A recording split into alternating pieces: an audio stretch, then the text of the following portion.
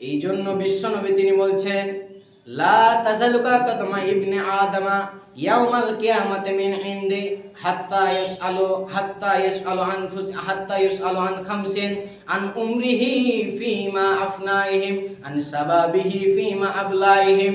বন্ধুরে, কিয়ামতের দিন, যেই দিন তুমি মরে যাবে, এই দুনিয়াতে যদি তুমি মরে বিদায় হয়ে চলে যাও, কিয়ামতের দিন আল্লাহ তাবারক ওয়া তাআলা তোমাকে পাঁচখানা কথা বুঝ করবে। তোমার যতক্ষণ পর্যন্ত পাঁচখানা তুমি প্রশ্নের উত্তর না দিবে রে, ততক্ষণ পর্যন্ত তুমি এক কদম এদিক ওদিক আগাতে পারবে না। সেই দিন তোমাকে এক কদম পিছাতে দেওয়া হবে না, এক কদম আগাতে দেওয়া হবে না, যতক্ষণ পর্যন্ত তুমি পাঁচখানা প্রশ্নের উত্তর না দেবে। সেই পাঁচখানা প্রশ্ন কি?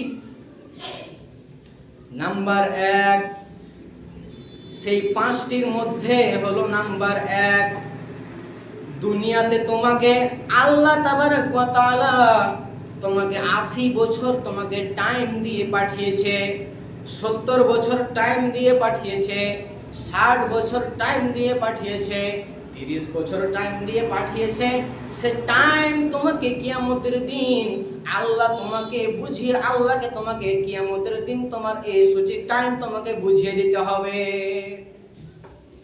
এখন এই মসজিদের ইমাম সাহেবকে যদি বলা হয়, একটা মসজিদের জালসা হচ্ছে, এবার ইমাম সাহেবকে বলা হচ্ছে, তুমি যাও হরিরামপুর থেকে 500 টাকা দিয়ে হরিরামপুর থেকে 100 টাকার মিষ্টি নেবে, 100 টাকার চানাচুর আর 300 টাকার তুমি ফল নেবে।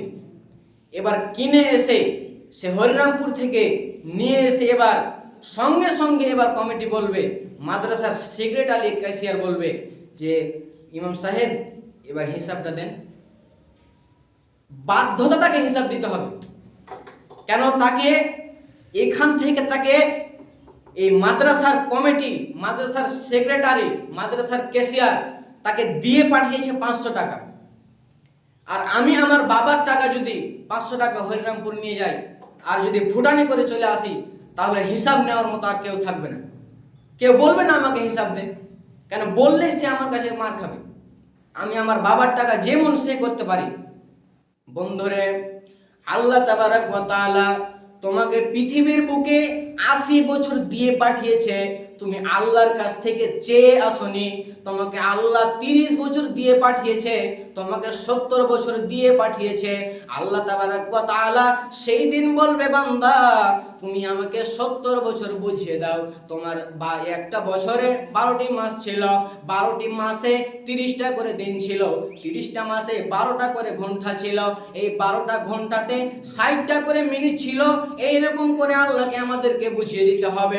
সেই দিন যদি আমরা এই যদি না বুঝাতে পারি রে, এই হিসাব যদি আল্লাহকে না দিতে পারে, তাহলে সেই দিন আমাদের আর কোনো রেহাই থাকবে না। এক কদম আগাতে দেওয়া হবে না, আর এক কদম পিছাতেও দেওয়া হবে না।